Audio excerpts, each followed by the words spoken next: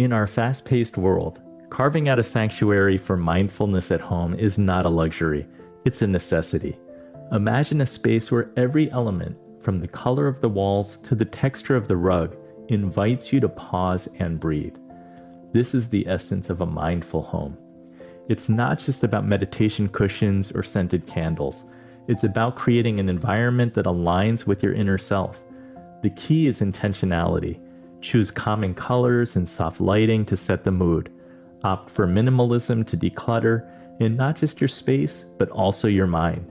And don't forget sustainability. Eco-friendly choices are mindful choices. Whether it's a meditation corner or an art studio, make it functional. Design it in a way that serves its purpose and enhances your well-being. Incorporate nature to bring tranquility, and keep it a tech-free zone to minimize distractions. Remember, a mindful space is more than a physical location. It's a state of being. It's where self-care meets self-awareness, allowing you to be fully present in the now.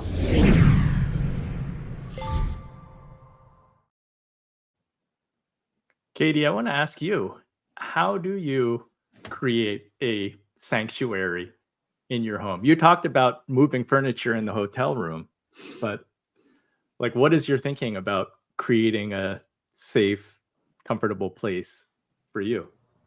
I think it's all tied together. I am a person who I find myself saying, but also gravitating toward, I often say, I need space, or I want space, or I need, and I think that that's part of my, your home, it is your sanctuary, or at least for me, and I hope for everyone else. And a place you do have a say over how you want it to feel. And I think it's important to also have time to go into a space and have a space in your home, an allotted space to where you don't have distractions. There isn't technology around. And I also wanted to ask everyone on this panel what their thoughts are about wires, because we have so many, they drive me crazy. I have so many wires, but I'm aware of it, and I've been able to declutter the wire system. But and it all goes back to, I'm looking outside. I live at the beach, and I'm lucky enough, and I have plants and trees around, and the ocean. And then there's the electrical poles and the electric wiring and telephone poles, and it's just wondering if anyone knows when the world is going to do something about that. But yeah, I do think it's really important to have time for yourself and to go within, but also in order to do that, you need to have the tranquility and the space to do so, to be the best version of yourself that you can be. I hope that answered your question. Did I? Anybody on the wires?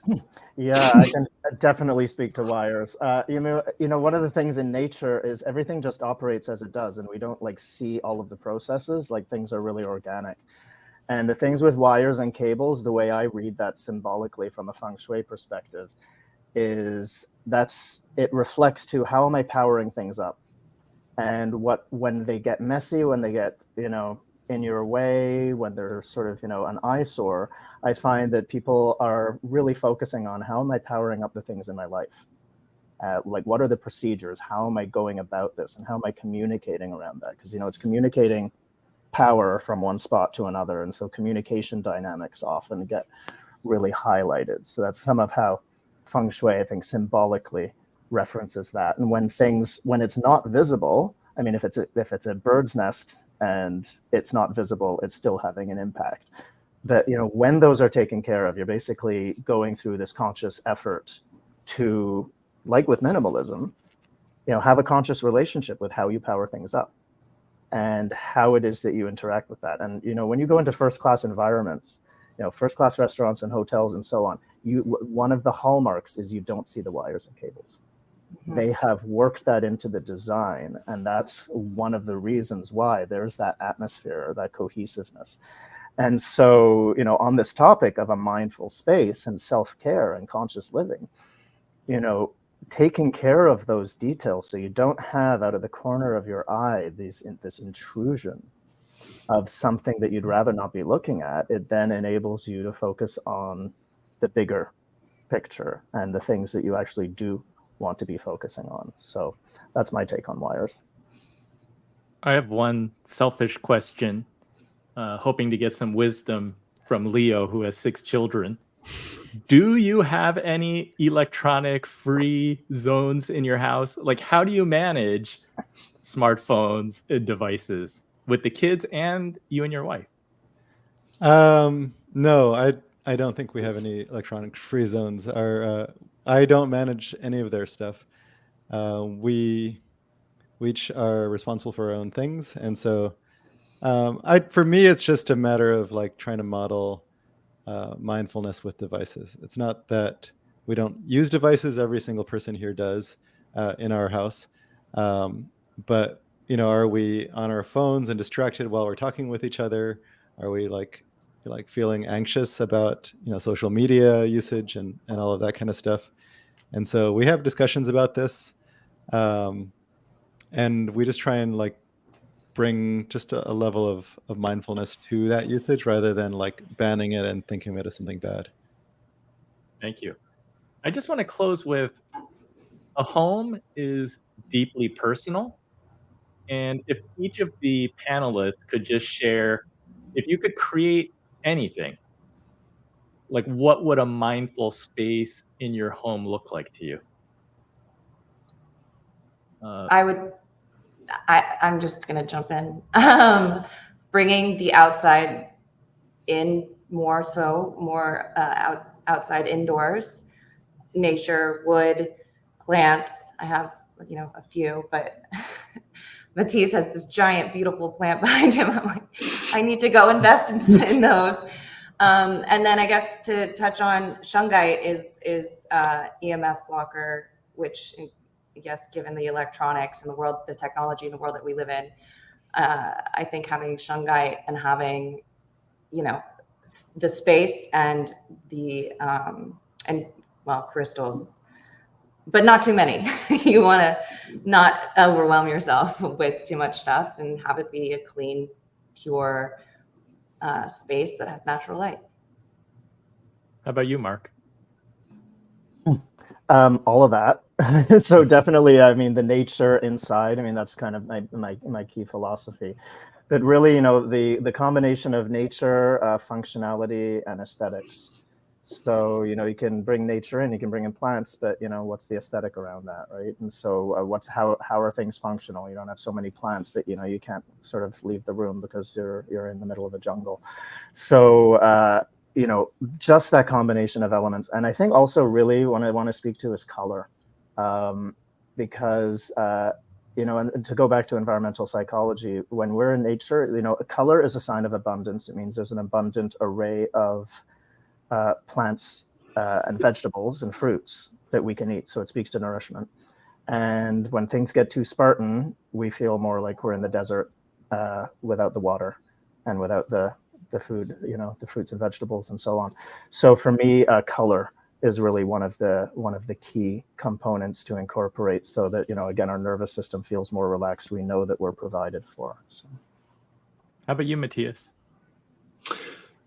Just briefly, it would be a space where I could hear the water, where I could see the wind through the leaves of the tree, the moving leaves of the tree, where I would find the tranquility at times and the opportunity to engage in other times.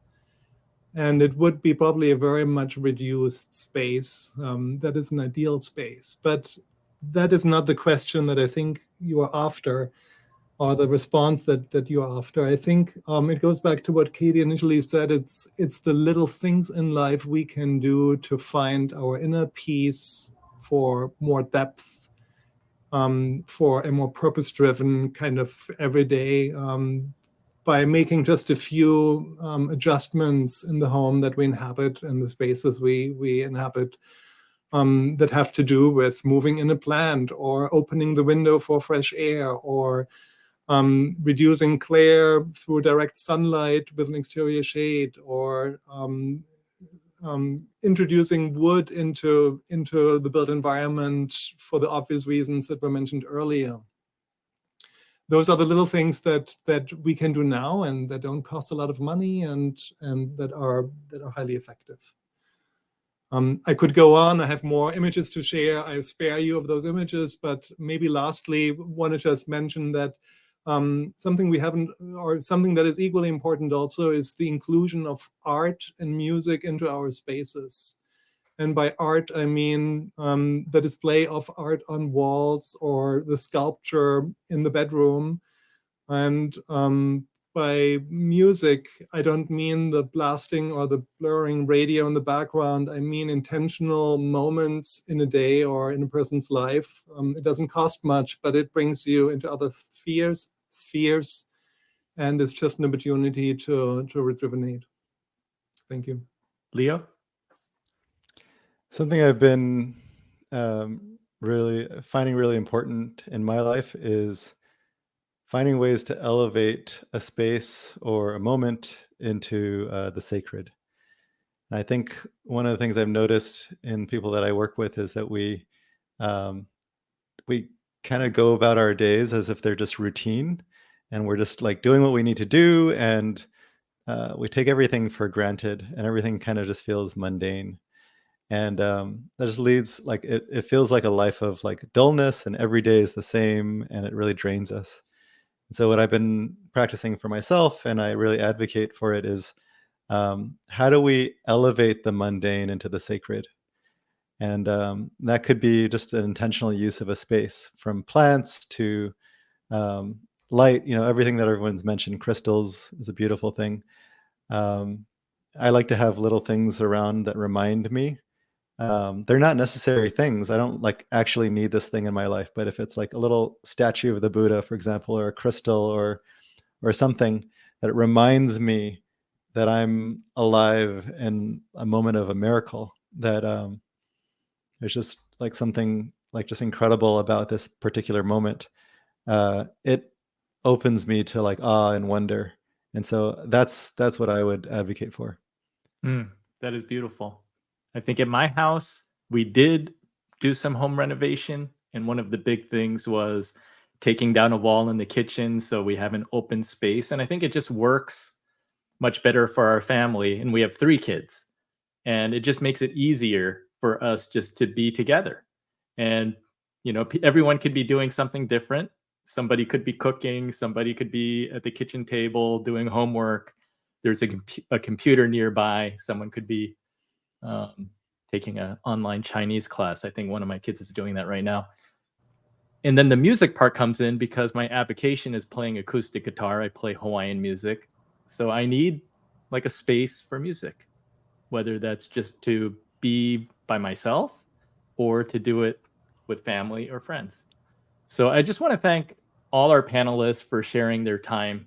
This has been a dream team that has come together to talk about home design and living with intention. Please follow and support our panelists. You can find Leo Babauta at zenhabits.net. Check out the Zen Habits podcast with Leo Babauta, which is fairly new, but doing great already, and will continue, I'm sure. With each episode, it's going to be climbing higher and higher. So check that out. Katie Cassidy, thank you very much for joining. You can find her on Instagram. Look up Katie Cassidy. Katie, you have like 2.8 million followers. I know. I'm grateful. And you have some really cool projects, which you cannot talk about right now, but everybody should be keeping an eye out for you in the near future. Absolutely. Thank you for having me. Matthias, his client list is like a who's who. I saw Alaska Airlines, Amazon, Boeing, Google, Microsoft. You can find him at mattiaalt.com. That's MATTHIAOLT.com. And there's an S missing, but people will find me. Thank you. Oh yeah, there's an S missing. It's Matias. Sorry about that. Thank you for the correction. All good. And Mark, is doing workshops, presentations, courses, and consultations. You can find him at senseofspace.com. Thank you, Mark. Thanks for having me. Dream This team. is- I've Dream learned a ton from the Dream Team. Thank you so much. Thank you to all the inspired moneymakers out there who are watching and listening. Please mark your calendars for next week. And do I have that in front of me? Kind of, sort of. I think that's the 18th, and we're going to be talking about wealth and legacy. So Wednesday, same time, 6 p.m. Eastern, and hope that you'll join us then.